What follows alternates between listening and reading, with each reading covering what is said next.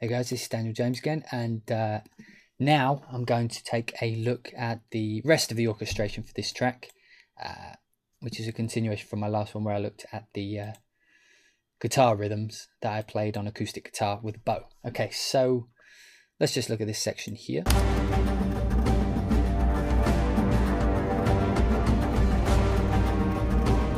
If I take away the guitars, you instantly lose a lot of the drive of this track, but we'll be looking at what I did for the rest of it.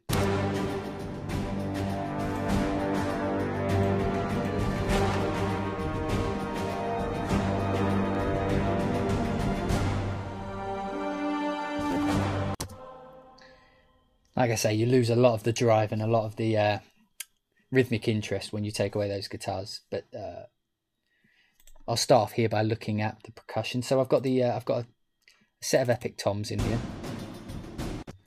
Just so this.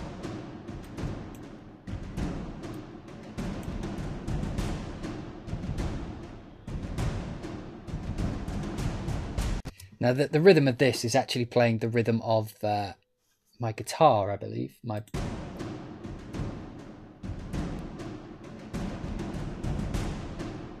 It's playing alongside the rhythm of the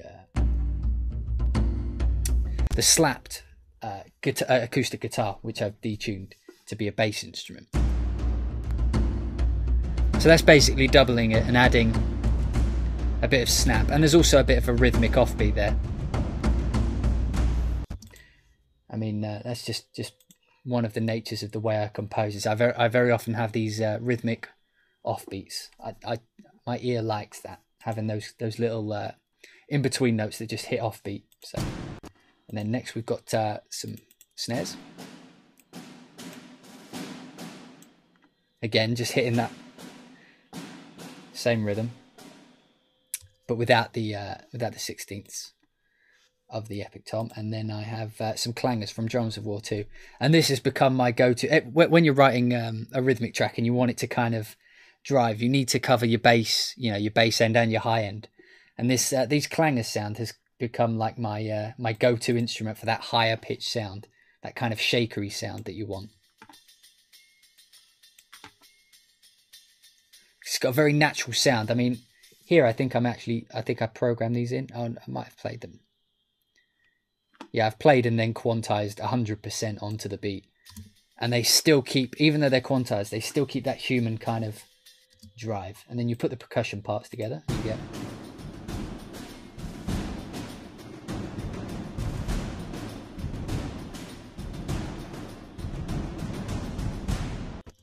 So that's that section there.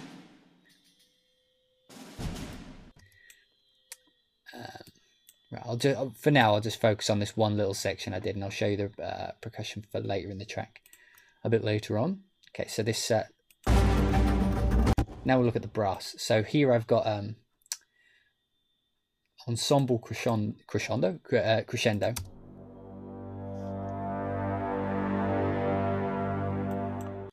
I warn you now that I most likely break every rule of orchestration ever written, ever. But when I compose, I always, because I'm writing for samples, I never think whether or not this is correctly written for a live orchestra, because I haven't got the funds for a live orchestra.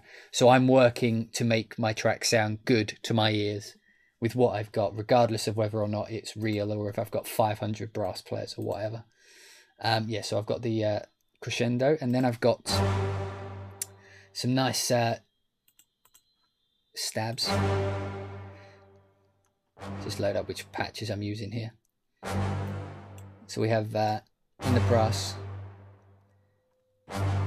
we have Symphobia string and brass ensemble crescendo, which is this,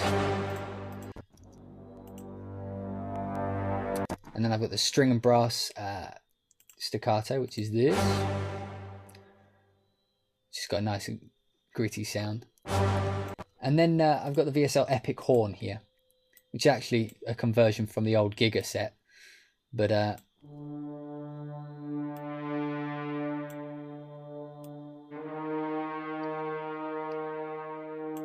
and again, for some reason it's loaded in Oh no, it's loaded in fine.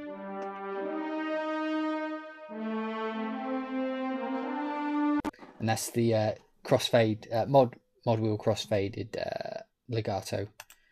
And then my trombone section, which actually doesn't come until later, but I'll just scroll across to show you what that is. That's from Orchestral Brass Classic. Orchestral Brass Classic. Sorry, my accent's going all over the place today. And then tuba. I tend to use for sections when it's action, instead of using like the sustains, I will use the marcato ones, just because they've got a much stronger attack. And I mean, in the fog of war, as it were, in the chaos of an action track, you don't really hear the sustains of the notes anyway.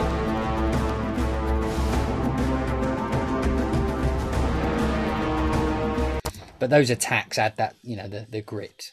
And then last off, I've got some crescendo, epic horn crescendo, which is my go-to crescendo. So yeah, that's my little brass section going on there.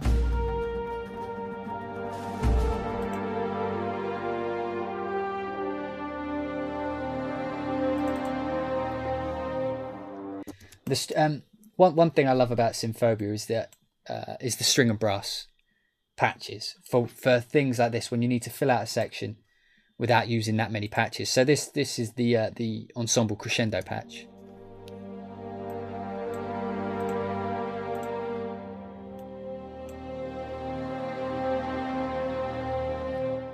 And that's got a beautiful sound by itself, and you throw the epic horn doing a legato line over that, and it's to my ears, it's a beautiful sound.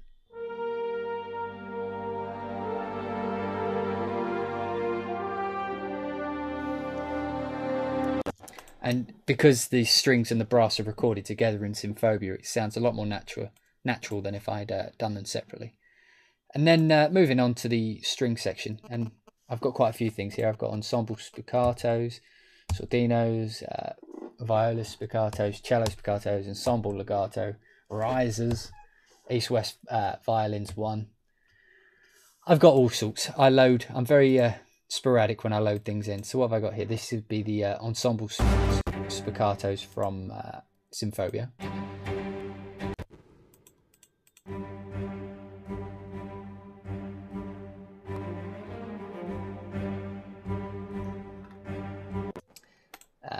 Then I've got the sordino just playing.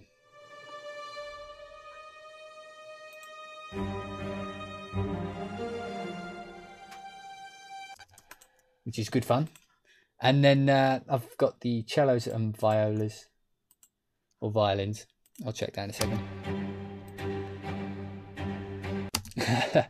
I thought I'd trim these, but obviously I got lazy here. Normally I would only have what I would normally do when I'm writing a piece is I would write the spiccatos with Symphobia first, with the ensemble. And then what I would do is keep the ensemble for the sound of Symphobia, which has got that nice room sound. And then I would split these three parts into separate instruments. So I'd probably have like that on the violin, and then these parts down on violas and cello. But for some reason I forgot to delete them, so they're playing all three.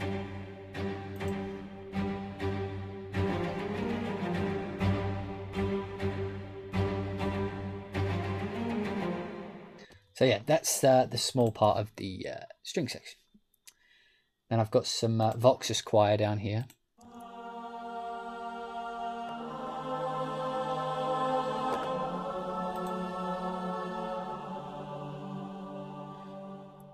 Nothing too interesting going on there, just some very amateuristic looking block chords going on. But it's okay, I think it sounds good.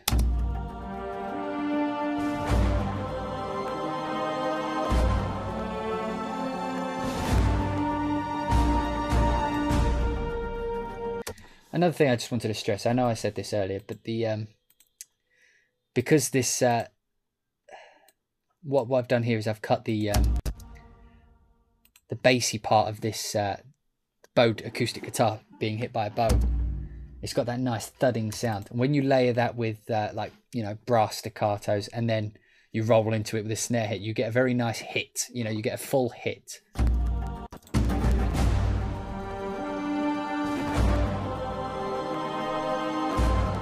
Just wanted to emphasize that because I think that's quite important to getting a sound. Anyway, so moving on to this next section. And if any of you have seen my my Hans Zimmer style spiccato patterns, I actually use some of those techniques here.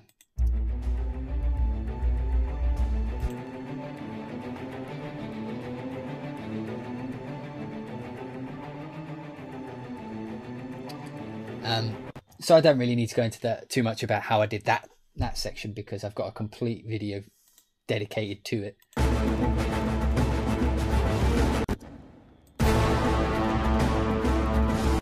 Interestingly enough, that's I only have one string part in this entire action section, which goes like this.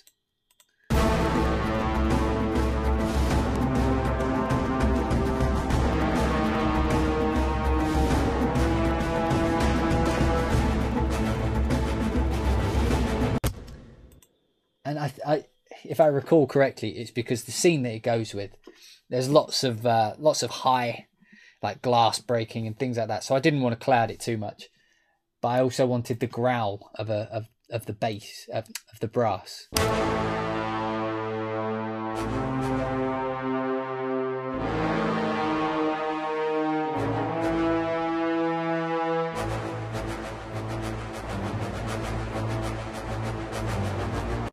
That didn't sound particularly real, but it works in context. Okay, and percussion for this action section.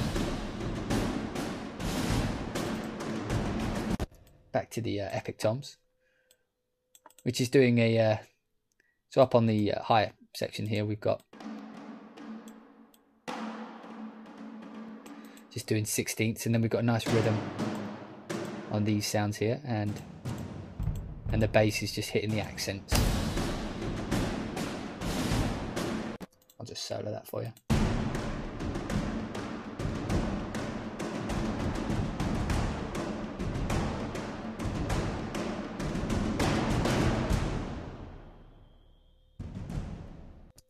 And I'm pretty sure that that is almost all the accents are doubled with the snare, which go like this.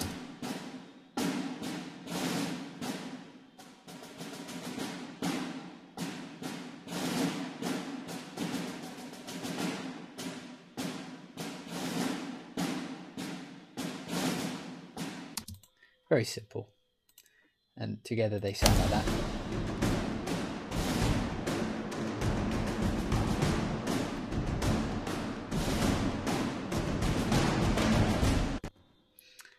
Okay, so moving on to the next section, I've got some Evolve screechy sounds going on in there. I brought the clangers back in. Okay, this section here is very typical of the way I write. It's using the melody that I established earlier in the track.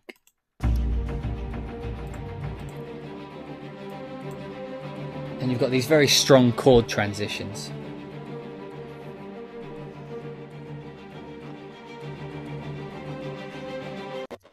And they're basically on the horn. I'm doing like a variation of the main theme melody, but stretched.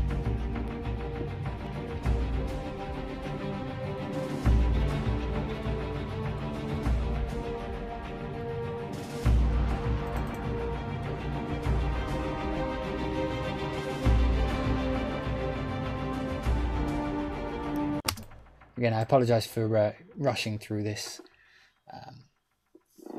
There's so much ground to cover, and YouTube doesn't let you have much time. So so in this section we've got just a slow kind of, there's a talking section here, so I didn't want to be very up in your face with the music.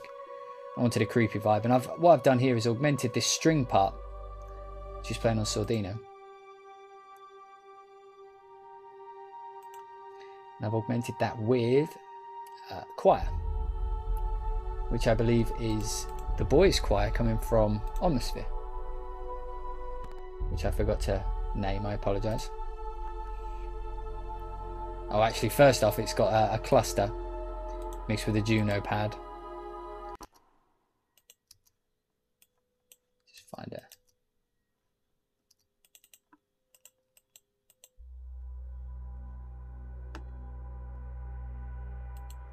So basically what's going on here, I don't think there's any modulation. Oh, okay, so we've got the LFOs, 3 LFOs going on the cutoff, and the sample start is on LFO 3.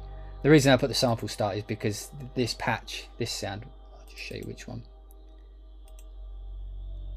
This patch here has got a very distinctive starting sound. So I've automated the start point so that you don't hear the same sound over and over again when you play a different note, which I'm doing here, here, here, and eventually here. Okay, so that's playing the same bass note. As you can see here, it's playing these notes here. I've got playing on the choir, boys choir, which is on fit 3. And what I've done here is a soloist. I've layered the boys choir soloist with the boys choir R, and no modulation, nothing interesting, just on the amp I've moved up the attack and release so that you get a nice floaty sound, and together it should sound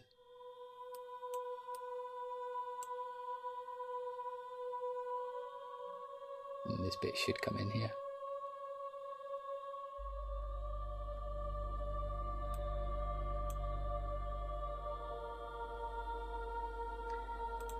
Like I say, I've got the cutoff modulation on the filters here. The LFOs are on the cutoff, so they're just opening and closing the filter as it goes along.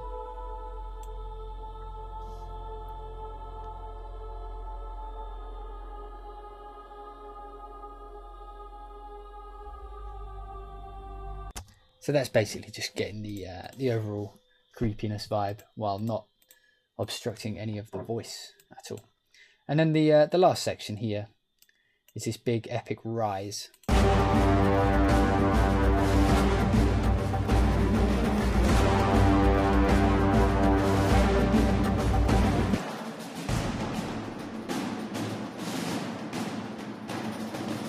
And a lot of it is based around the percussion, which I soloed there for you.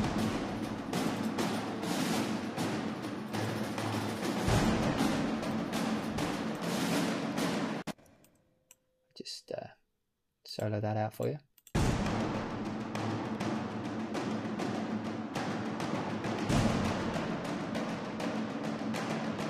Put in some snare, which is playing this.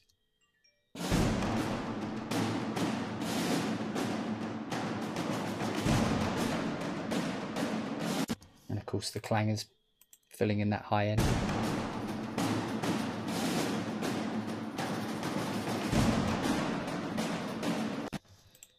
And of course, like I've been saying all the way through, the guitars, the bow guitars are filling in a lot of the percussion.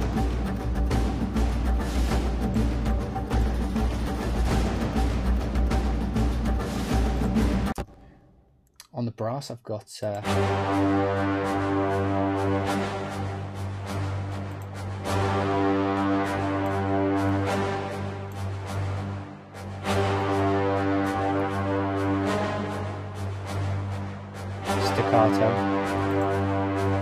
Then I've got the epic horn just going along with these big, just these big, you know, sustained notes.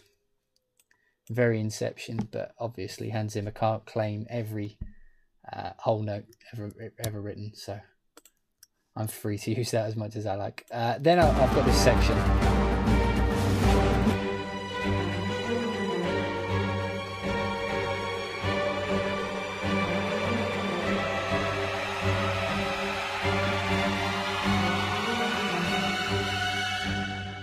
As you can hear there, I've got a trailer riser from Symphobia, which I've got playing here.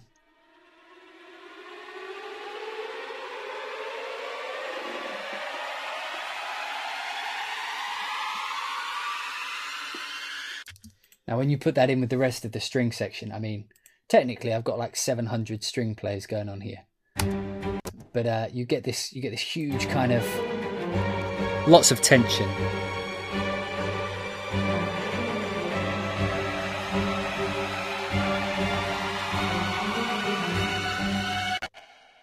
Which I think really adds to the you know, that really rising tension that you can get from the section. If I throw the brass in with it.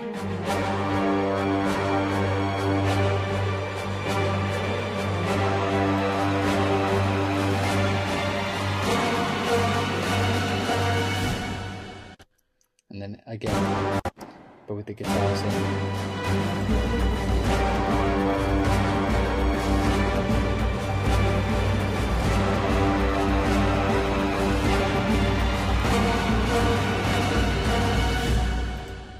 At the end, I've just got this on the brass. I just kind of hit this big da da da da da da. In fact, it's actually only going da da da da. But on the snare, I think it was, I played doubles, so you get this kind of, your brain makes it sound like da da da da da da.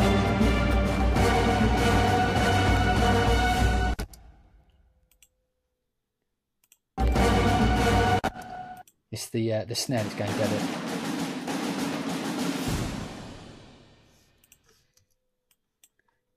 And lastly, on that rise, I have Vox's Choir again, just going in with the rise.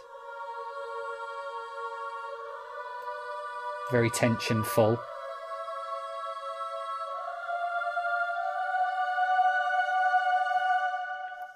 Boom. Okay, so that is the basic orchestration of everything. Sorry it's so rushed. I could perhaps go into depth, but as you can see, there's quite a bit going on. I just zoom out. I mean, this is spread over a 5-minute section here, and there's quite a few bits to talk about. So I hope I kind of basically covered everything. I mean, if there's any specific questions, I can go more into depth. My next video, which I'll do after this one, will be hopefully based around the first section of the track, but we'll focus more on the sound design using synths, more namely Omnisphere. So I hope you enjoyed this one, and yeah, thanks for watching.